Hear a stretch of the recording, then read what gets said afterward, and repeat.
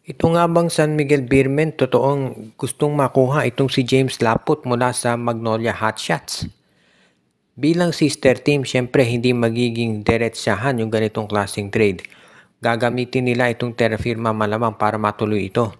Pero, posible nga ba na si James Laput mapunta sa San Miguel? At bakit nila to gustong makuha?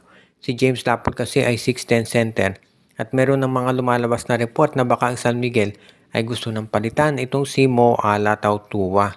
At itong si James Laput ang parang nababagay dito dahil itong si James Laput talaga na isa doon sa mga tinatawag natin na mga perimeter defenders ng liga. Kung makuha to ng San Miguel, magiging mahusay ito na backup ni Junmar Fajardo sa sento. Kaya hindi na siguro masusurpresa ang karamihan kung ito nga ay i-request ng San Miguel na makuha nila.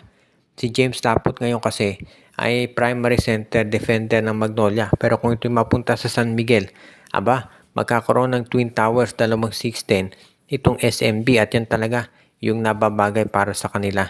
Kaya nga maraming naniniwala na itong si James Laput kapag nakuha ng San Miguel Beer, magiging mas kumpleto itong pagbalanse ng lineup ni Coach Leo Austria.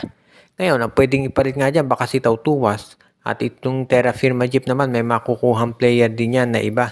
So baka ganun maging palitan dito, baka Tautuas sa Magnolia, si James Laput naman dadalhin dito sa San Miguel at tapos ang Terra Firma may makukuha sa SMB at sa Magnolia. So iyan ngayon yung isa doon sa mga nakikita natin na pwedeng gawin talaga nitong management ng SMC. Alam natin ang San Miguel gusto pang kumuha ng isang center at itong si James Laput mukhang nababagay talaga para dito at lumakas lalo itong SMB sa mga darating pa na mga conference. Ang TNT tropang 5G naman ngayon ay kinakausap na raw ang kampo ng Blackwater Bossing para doon sa posibilidad na makuha nila itong si Christian David plus isasama yung draft pick ng Blackwater. Nakikinita na raw ng TNT na magiging maganda yung susunod na draft. Senyalis dyan yung pagkuha ng Barangay Ginebra doon sa first round draft pick ng Terra Firma.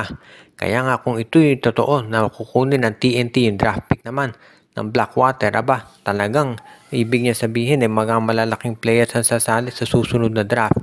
At yan ay gustong makuha nitong TNT tropang 5G. Alam nila kung anong pinaplano ng Ginebra at syempre hindi naman papahuli itong tropa pagdating sa ganyang usapan.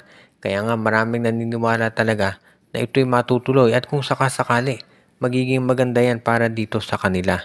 If ever mangyari ito, sa tingin ko itong lineup ng TNT tropang 5G, magiging mas malaki pa chance niya maka-Grand Slam sa mga susunod ding season, hindi lang sa ngayon.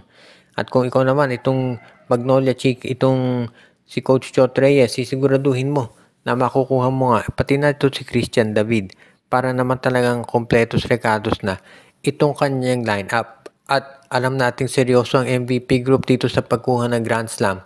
Kaya nga ito talaga ang kanilang balak ngayon. Kung sakasakali na matuloy ito, sa tingin ko, magagawan talaga ng paraan ng TNT para masiguro na sila ay magiging isang Grand Slam contender. Yung pick ng Blackwater, pwedeng gamitin niya ng TNT para kunin si Michael Phillips o kaya naman itong si Sage Tolentino or pwede rin na baka itong si Raven Gonzalez. Maraming mga magiging magagaling na players na sasali sa draft. So kahit mag number 1 itong Terra Firma, sigurado namang number 2 rin itong Blackwater. Kaya good news ito para sa tropang 5G.